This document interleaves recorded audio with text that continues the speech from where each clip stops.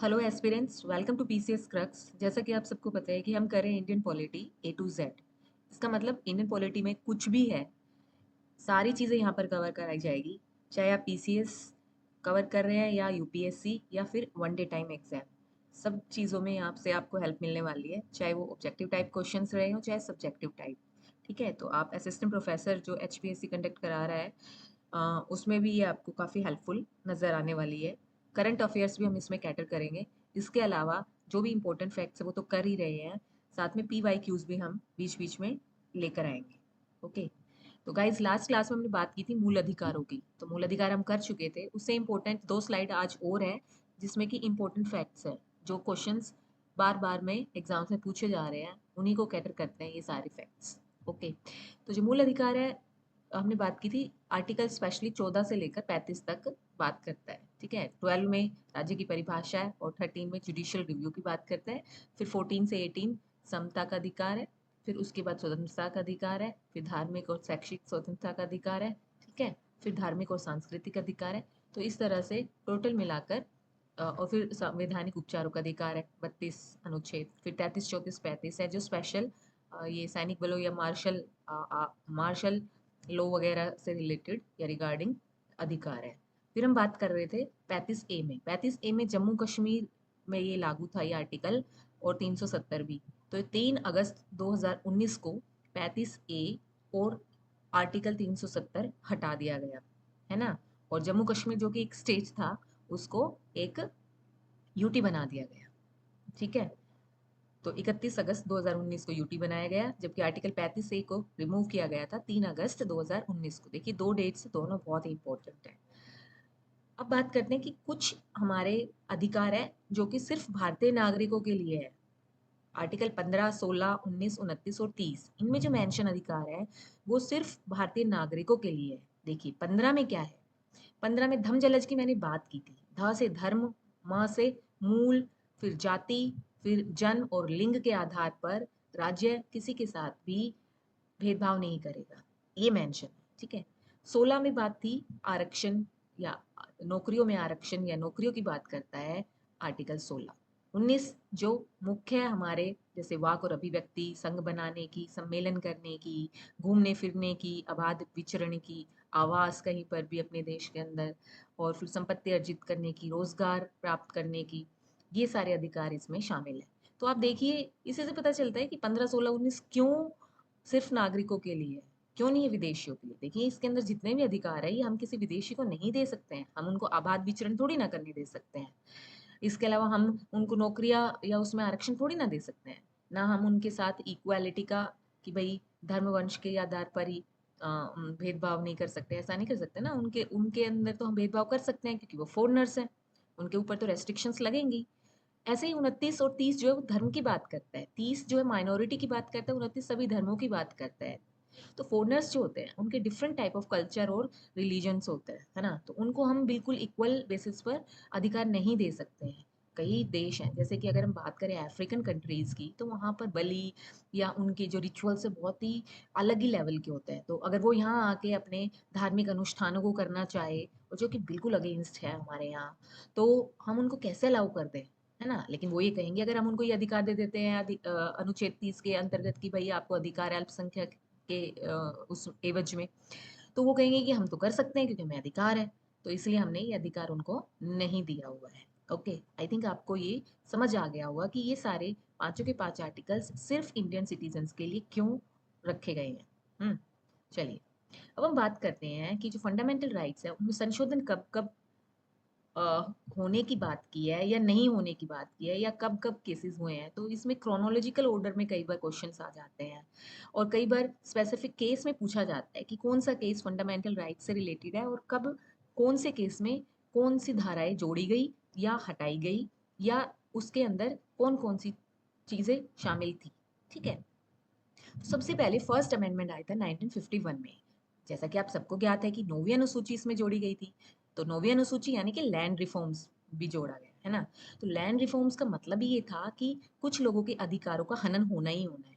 तो देखिए, यहाँ पे हनन अगर हो रहा है, इसका मतलब एफआर में संशोधन होगा, है ना। तो एफआर को लिमिट नहीं किया गया, बल्कि एफआर में संशोधन किया जा सकता है, ये मेंशन किया गया। देखिए, अब किसी में देखिए आपको लगेगा कहीं पर एफआर में संशोधन शामिल है, कहीं पर नहीं है। तो कैसे याद किया जाए? बड़ा मुश्किल टास्क है ये तो। तो आपको करना क्या है, सिर्फ़ एक बात ध्यान रखनी है कि सिर्फ़ गोलकनाथ का जो केस है ना, जो कि 1967 में आया था, वहाँ पर ये कहा गया है कि एफआर में संशोधन नहीं किया जा सकता। अदरवाइज़ कितने भी केसेज़ हुए हैं या संशोधन हुए हैं, सब में यही मेंशन है कि एफआर में संशोधन किया जा सकता है, ठीक है? चाहे थोड़ा किया जा सकता है, ज़्यादा किया जा सकता है, वो एक अलग क्वेश्चन है, जैसे कि केशवानंदन भारती में बुनियादी ढांचे की बात की जाती है। लेकिन संशोधन शामिल है, संशोधन हो सकता है एफआर में, ठीक है? तो सिर्फ आपने देखना है कि गोलकनाथ केस में ये कहा गया है कोर्ट के द्वारा कि भई संशोधन नहीं किया जा सकता मूल अधिकारों में, और बाकी सब में किया जा सकता है। शंकरी प्रसाद 1951 में भी यही कहा गया कि किया जा सकता है।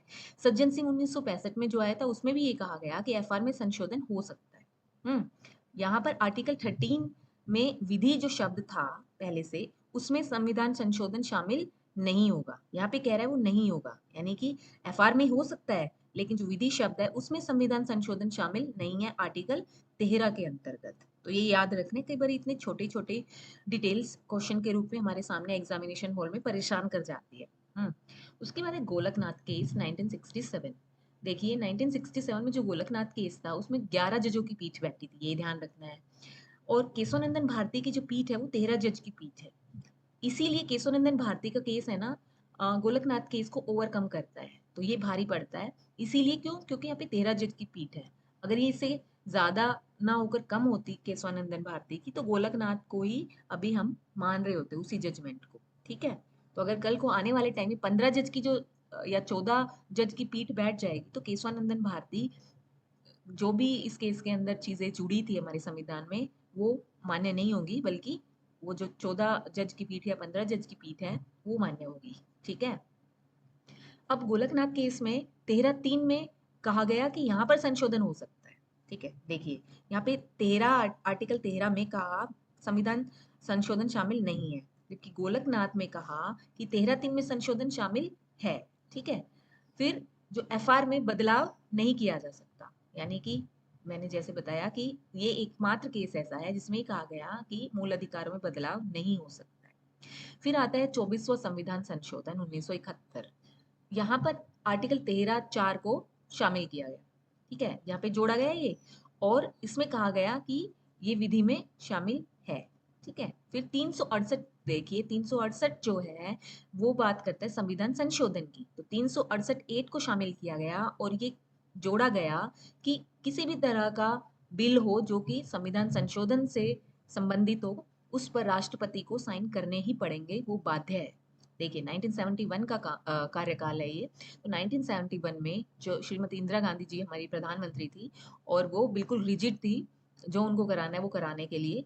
तो उन्होंने इसीलिए ही 368 को जोड़ा कि राष्ट्रपति बाध्य हो जाए, वो मना ही ना कर सके, ना वो पॉकेट वीटो का यूज कर सके, ना ही वो सिफारिश के लिए वापस भेज सके बिल को। राष्ट्रपति को बिल्कुल बाध्य कर दिया गया, ठीक है? तो आप जोड़ सकते हो इस बात के लिए कि 368 कब आया होगा, गांधी इंदिरा गांधी के टाइम में ही आया होगा।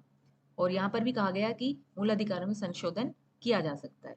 फिर आता है 25वां संविधान संशोधन 1971, आर्टिकल 31C जोड़ा गया। देखिए 31C जो है, पहले तो ये याद रखना 31 जो आर्टिकल है और उसके सब सेक्शन से किससे जुड़े होंगे? वो संपत्ति से जुड़े होंगे, वो पैसे से जुड़े होंगे। क्यों? क्योंकि आर्टिकल 31 उसी से जुड़ा हुआ है। अब 31C को जोड़ा क्यों गया? इसके पीछे रीजंस क्या थे? जैसे कि आपको पता है कि गरीबी हटाओ का नारा श्रीमती इंदिरा गांधी ने 1971 में दिया था। तो जितना भी प्राइवेटाइजेशन था उसको राष्ट्रीयकरण करने के लिए 31C जोड़ा गया, ठीक है? फिर है आर्टिकल 14, 19 और 31।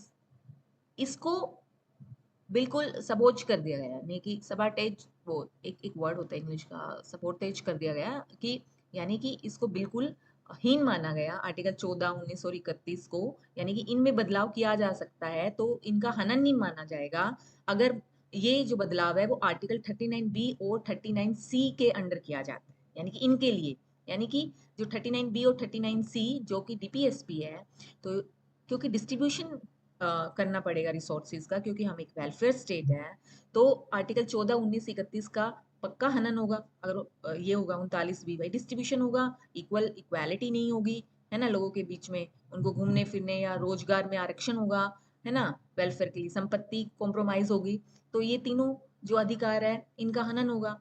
तो इसमें यही कहा गया कि 39 बी और 39 सी के तहत अगर कोई भी कानून बनाया जाएगा तो नहीं माना जाएगा कि 14, 19 और 31 का हनन किया गया है। ठीक है, और यहाँ पर भी कहा गया कि मूल अधिकारों में संशोधन किया जा सकता है।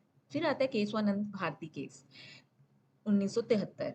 इसमें भी कहा कि संशोधन किया जा सकता है। 13 जज की पीठ थी और बुनियादी ढांचे में परिवर्तन नहीं होगा। ये इसमें ये सबसे मेन बात थी, बुनियादी ढांचे में परिवर्तन संविधान का नहीं किया जा सकता पार्लियामेंट के द्वारा। हालांकि उन्होंने बुनियादी ढांचे की परिभाषा नहीं दी और समय समय पर इसको डिफाइन किया गया, और इसी केस को भविष्योन्वेशी अमेंडमेंट भी कहते हैं, क्योंकि ये यहाँ पर ही नहीं, इसने भविष्य के लिए भी निर्धारण कर दिया कि समय समय पर डेफिनेशन इसकी की जा सकती है। फिर है 42वां संविधान संशोधन 1976। इसमें डीपीएसपी को वरीयता दी गई आर्टिकल 14, 19 और 13 के ऊपर। ठीक है, ये जो तीन आर्टिकल थे, तीनों मूल अधिकार थे, इनके ऊपर डीपीएसपी को वरीयता दी गई। यहाँ पे हमने बात की ही थी 14, 19 और 31 पे ही, क्यों, है ना। यहाँ पे विधि के समक्ष समानता की बात होती है, ये मूलभूत स्वतंत्रताओं की बात होती है, और यहाँ पे संपत्ति की बात होती है। तो इन तीनों का अगर हनन हो रहा है या इन तीनों के बारे में बात हो रही है और साथ में डीपीएसपी भी है, तो किसको वरीयता मिलेगी? डीपीएसपी को। यहाँ पे सिर्फ 39 बी और 39 सी की बात हुई थी, लेकिन यहाँ पे पूरी डीपीएसपी की बात हो गई है। फिर 31 सी को विस्तार दिया गया। अब जो मिनरवा मिल्स 1980 में केस आया, उसमें 31 सी को विस्तार रद्द कर दिया गया, बिल्कुल इसका अपोजिट कर दिया गया। यहाँ पर 31 सी था और यहाँ पर 31 सी रद्द कर दिया गया। और जो एफआर और डीपीएसपी थी उसको पूरक माना गया, यानी कि अगर मूल अधिकार और डीपीएसपी में टकराव होगा, राज्य के नीति निदेशक तत्व में और मूल अधिकार में टकराव होगा, तो ऐसी स्थिति में दोनों को पूरक माना जाएगा। ठीक है, तो टकराव होगा तो मूल अधिकारों को वरीयता दी जाएगी, नहीं तो एफआर और डीपीएसपी दोनों क्या है, एक दूसरे के अगेंस्ट नहीं है, नकारात्मक नहीं है, दोनों एक दूसरे के लिए बल्कि एक दूसरे के कॉम्प्लीमेंट्री है, पूरक है। ठीक है, लेकिन अगर कोई ऐसी स्थिति आती है जहाँ पे मूल अधिकार और डीपीएसपी में से एक चूज करना है, तो वरीयता किसको दी जाएगी? मूल अधिकारों को। और आर्टिकल 31 सी को वर्चस्व प्रदान किया गया, रद्द भी किया गया पहले और फिर उसके बाद वर्चस्व निर्धारण हुआ इसका। ठीक है, आई होप आपको मूल अधिकार समझ आ गया होगा, इसके इंपॉर्टेंट फैक्ट्स भी समझ आ गए होंगे। अब हम करेंगे राज्य के नीति निदेशक तत्व, जो कि पार्ट 4 में शामिल है। अभी तक हमने पार्ट 3 कंप्लीट कर लिया है, तो अब हम स्टार्ट करते हैं पार्ट 4। देखिए, जो मेन मुद्दा था राज्य के नीति निदेशक तत्व को जोड़ने का, इसके पीछे जो रीजंस थे संविधान निर्माताओं के लिए, उन्होंने कहा कि हमारा जो राज्य है at the time of constitution construction, यानी कि संविधान बनाते वक्त हम लोगों ने जो भी मूल अधिकार शामिल किए थे वो वही थे जो बहुत ही इम्पोर्टेंट थे और जिनके लिए सक्षम राज्य था उस वक्त। तो बहुत सारी चीजें थी जिनके लिए हमारा जो राज्य था वो सक्षम नहीं था। नए नए ताजा ताजा ही आजाद हुए थे, ना तो हम आर्थिक रूप से सुदृढ़ थे, ना हमारी लोकतांत्रिक व्यवस्था इतनी मैच्योर हुई थी, है ना। तो बहुत सारे साधनों का अभाव था। तो इसलिए पार्ट 4 में इसको डाल दिया गया कि आने वाले टाइम में जैसे जैसे रिसोर्सेज हमारे राज्य के पास, स्टेट के पास आ जाएंगे, वो इम्प्लाई कर देंगे और वो मूल अधिकारों में शामिल हो जाएंगी, ये जो डीपीएसपी कन्वर्ट होकर। ठीक है, तो हमारे जो डीपीएसपी है वो किन किन सिद्धांतों पर अम, बने हुए हैं? सबसे पहला है समाजवादी सिद्धांत, गांधीवादी, उदारवादी और बौद्धिकवादी। तो जिस तरह से जब हम पढ़ेंगे आपको पता चलेगा, समाजवादी और गांधीवादी, गांधीवादी जैसे पंचायत वगैरह, समाजवादी सबको बराबरी का स्तर देना, उदारवादी जैसे कि अ, जो भी जो भी जैसे कि ये देखिए बात करता है महिला कर्मकारों को उम्र व स्वास्थ्य अनुरूप कार्य वगैरह, समान कार्य के लिए समान वेतन। ठीक है, भौतिक और आर्थिक संसाधन, रोजगार के समान अवसर, ये सारे किसको कैटर कर रहे हैं? या बेरोजगार, बीमार, दिव्यांग, वृद्धजन, यहाँ पे समाजवादी सोच आ रही है। कार्यस्थल पर मानवाचित दशा, ये उदारवादी की सोच है यहाँ पे, है ना। उसके बाद समान कार्य के लिए समान वेतन, भौतिक व आर्थिक संसाधनों का वितरण, है ना, रोजगार के समान अवसर, ये सारी उदारवादी सोच की बात हो रही है। यहाँ पे पंचायती राज जो है, और आर्टिकल जो ये 48 है, कृषि, पशुपालन, पर्यावरण, वन, वन्य जीव की बात जो हो रही है, ये सारे किसके हैं?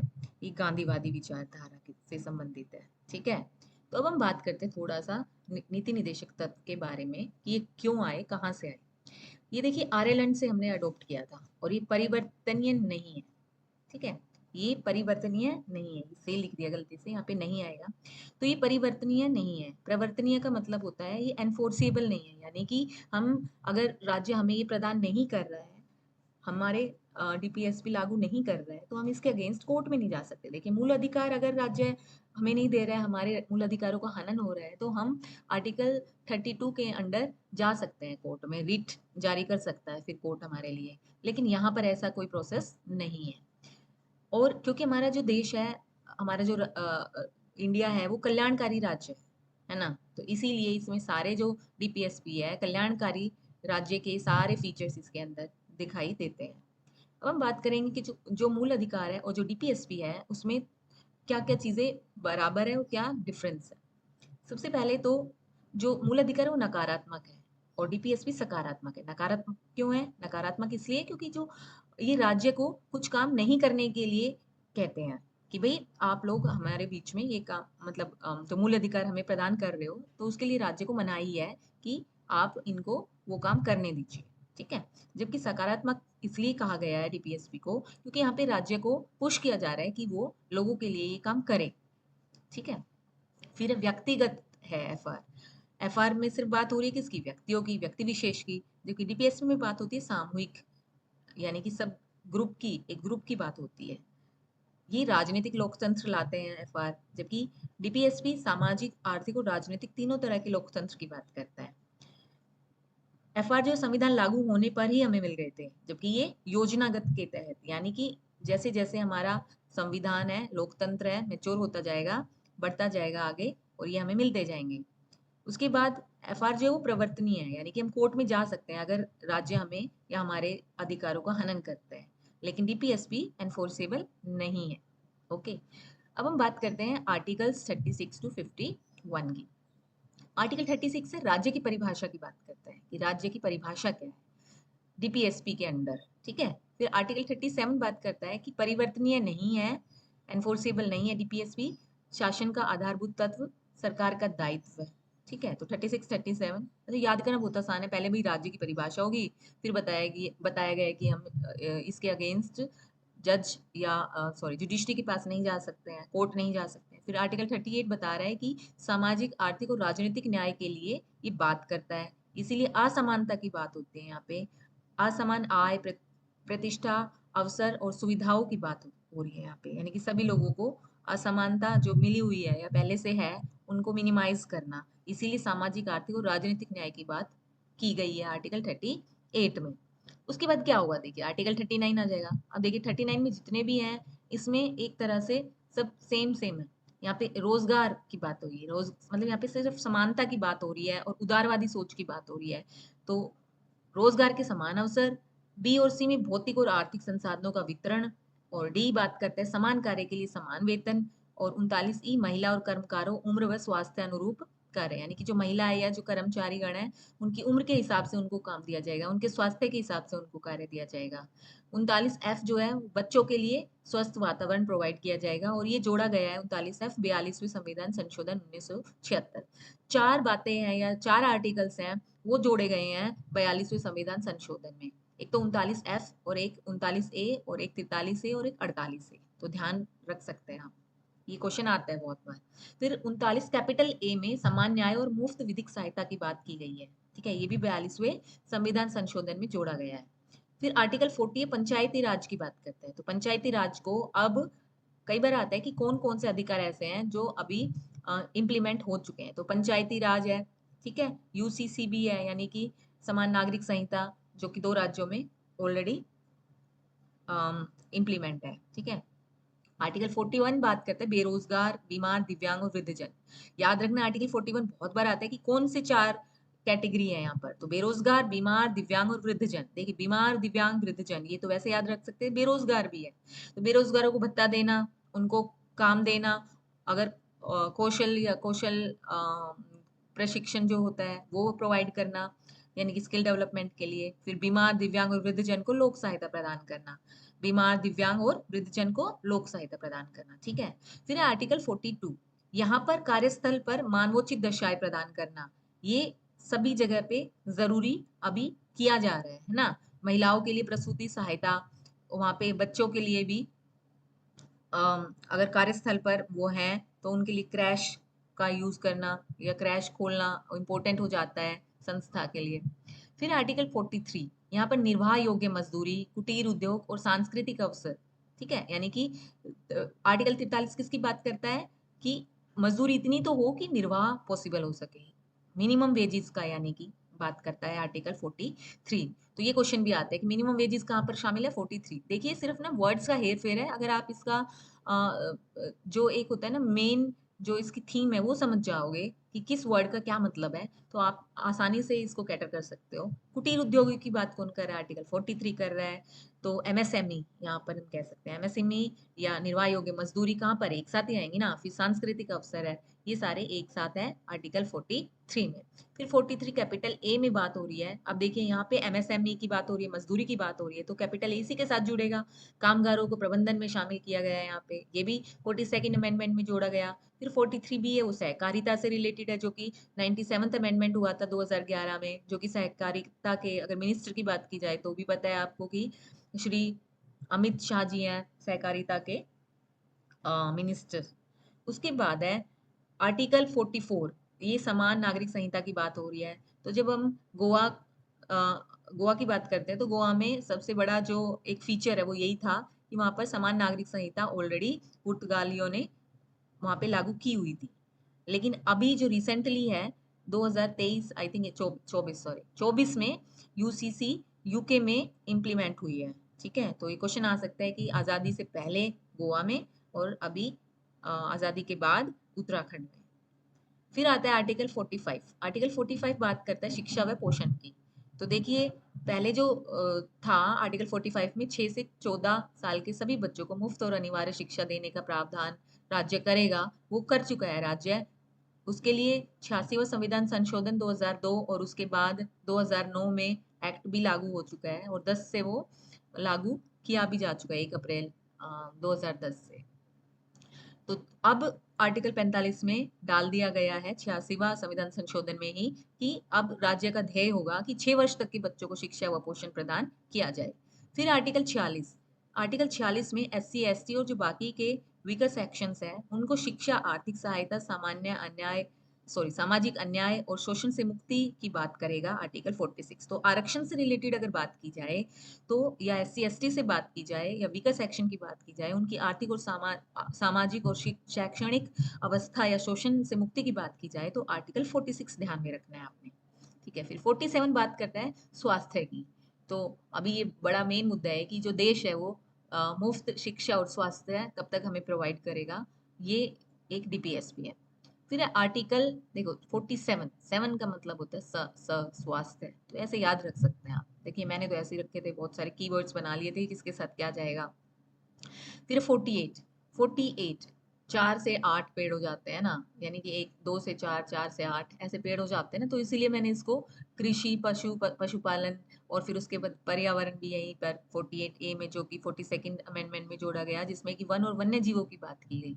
फिर 49 जो है वो राष्ट्रीय धरोहर की बात करता है, यानी कि राष्ट्रीय धरोहर में क्या क्या आएगा, जो भी हमारी नेशनल हेरिटेज से में शामिल जो भी चीजें हैं, जैसे कि हमारा राष्ट्रगान है। ठीक है, इसके अलावा हमारे नेशनल जो मोन्यूमेंट्स हैं, ठीक है, उन सब का रख रखाव जो है वो 49 में कैटर होगा। तो जो हमारा राज्य है, जो गवर्नमेंट है, वो इसके उपलक्ष्य में या इसके पक्ष में कार्य कर ही रही है लगातार, आपको पता भी होगा। जैसे कि लाल किले की बात करो या ताजमहल की बात करो, तो वहाँ पे स्पेशल रूल्स हैं उनको सेफ गार्ड करने के लिए। फिर है आर्टिकल 50। आर्टिकल 50 बात करता है कार्यपालिका, न्यायपालिका और पृथक्करण। देखिए ये सारी चीजें हमें मिल गई है। उसके बाद आर्टिकल 50 जो बिल्कुल लास्ट का है, वहां पर क्या राज्य करने की कोशिश करेगा, कार्यपालिका और न्यायपालिका को पृथक करने की। आई थिंक यहाँ पे न्यायपालिका नहीं है, यहाँ पे विधायिका है। ठीक है, कार्यपालिका और विधायिका का पृथक्करण करने की कोशिश करेगा। ठीक है, फिर है आर्टिकल 51। आर्टिकल 51 में अंतरराष्ट्रीय शांति और सुरक्षा की। ठीक है, अब हम सारी चीजें हमने कर ली। यहाँ पे थोड़ा सा एक बार देख लेना इसको, मुझे लग रहा है यहाँ पे मैंने गलती से, मतलब 99% आई एम श्योर कि यहाँ पे विधायिका आएगा, लेकिन मैंने कार्यपालिका लिख दिया होगा फ्लो में। आर्टिकल 51 में अंतरराष्ट्रीय शांति और सुरक्षा की बात की जाएगी। ठीक है, सबसे लास्ट है ये, और ये लास्ट है इसीलिए इसमें भाई सब अब अपने घर की सारी प्रॉब्लम्स हमने सोल्व कर ली।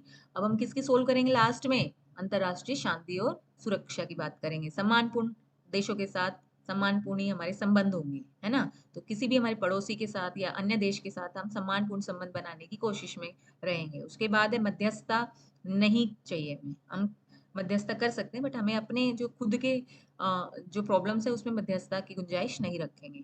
और महत्वपूर्ण कानून जो अंतरराष्ट्रीय कानून है उसको मानना नहीं मानना, जैसे कि यूएनओ से रिलेटेड है या डब्ल्यूएचओ से रिलेटेड है, वो सारे के सारे इस आर्टिकल के अंदर आते हैं। ठीक है, आई होप आपको ये समझ में आ गया होगा। अब कुछ महत्वपूर्ण तथ्य डीपीएसपी से रिलेटेड भी हम यहाँ पे कर लेते हैं। देखिए बहुत इजी है ये, याद रखना, पर यही क्वेश्चंस कई बार हम जब ध्यान में नहीं रखते हैं तो गलत करा देते हैं हमारे क्वेश्चंस। सबसे पहला जो तथ्य है, अगर हम बात करें डीपीएसपी से रिलेटेड, तो हमने ध्यान रखना है कि 42nd अमेंडमेंट में कौन कौन से आर्टिकल्स जोड़े गए। तो 39F, 39A, 43A and 48A। ठीक है, 39F किसकी बात करता है? देखिए हमने यहाँ पे किया था, 39F बात करता है बच्चों के लिए स्वस्थ वातावरण। फिर 43A जो है वो बात करता है कामगारों को प्रबंधन में शामिल करने के लिए।